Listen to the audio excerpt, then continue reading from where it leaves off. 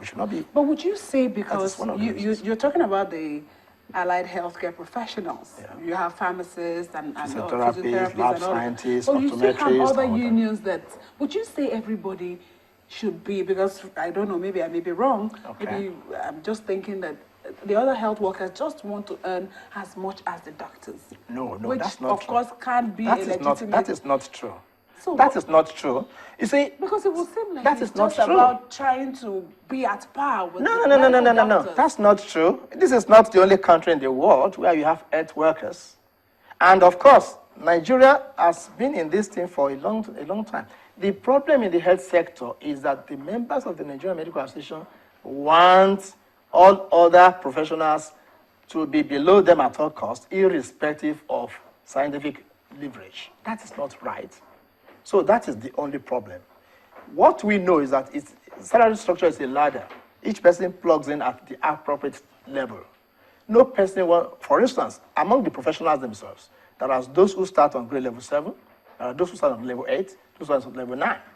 It has to be standardized. So what I'm saying, what is causing unhappiness is because we are being unduly discriminated against.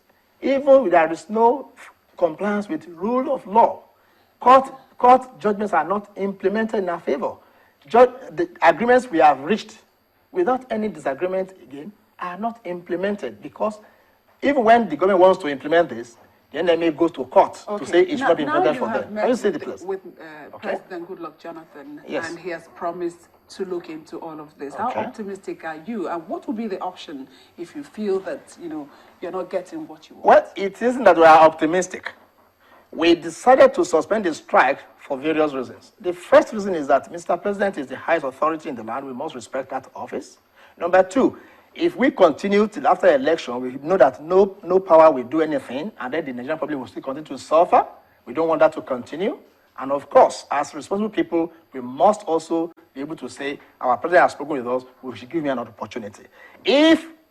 I hope if we go in the next few weeks, we want to meet Mr. President again and the officers, we expect them to meet these demands without any further delay. Should this fail again, let this forum to appeal to the members of the public that if we go on strike again, we should not be blamed. Because we have tried. These agreements reached over the years, court decisions taken, not implemented, agreements reached without disagreement, not implemented. So if we, having given the opportunity to Mr. President, and there's a failure in the next 2 or 3 weeks, and we don't get it, we may be sounding a note of warning at this stage to say we will not be hesitating to go on strike again. And this is why we are calling the government. I'm sure many Nigerians will be looking forward to no strike, and provided our agreements are implemented and people are factored into. Thank you so much for coming. Thank you very much, Ami. Thank you. It's a pleasure with you.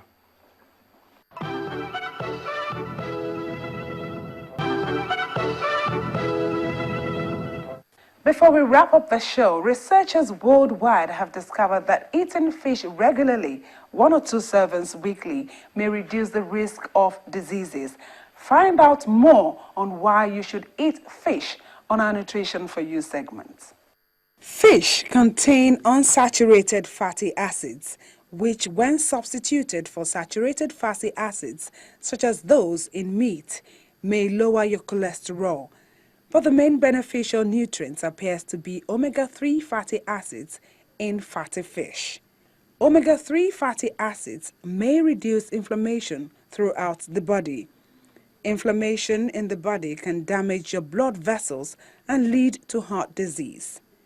Omega-3 fatty acids may decrease triglycerides, lower blood pressure, reduce blood clotting, decrease stroke and heart failure risk, and reduce irregular heartbeats.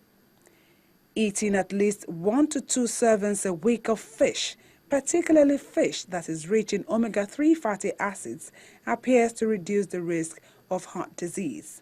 So, does it matter what kind of fish you eat? Fatty fish such as salmon, sardines, and tuna contain the most omega-3 fatty acids and therefore have the most benefit, but many types of seafood contain small amounts of omega-3 fatty acids. The human body cannot naturally produce omega-3s, but yet they are needed for a healthy body, inside and out. Although the link between omega-3s and heart health has long been known, several new studies present even more evidence that fish high in fatty acids is essential for total body wellness. If the heart health boosting, waist slimming properties weren't reasons enough to eat more fish, here are more ways adding a dose of fish to your diet can improve your health. The omega-3s in fish are the type of healthy fat to eat to keep your skin looking nourished and your hair shiny. For pregnant women, mothers who are breastfeeding, and women of childbearing age, fish intake is important because it supplies DHA, a specific omega-3 fatty acid that is beneficial for the brain development of infants. Saltwater fish is a sunless source of vitamin D, which scientists say can help ward off disease, promote bone health, and with the help of omega-3s in fish, ward off cognitive decline. Keep in mind that any fish can be unhealthy depending on how it is prepared. For example, broiling or baking fish is a healthier option than deep frying in oil. At this point, I'd like to thank you for sharing your time with us on Health News. Do keep it locked on Channels Television. I am Yomi Otaigbe.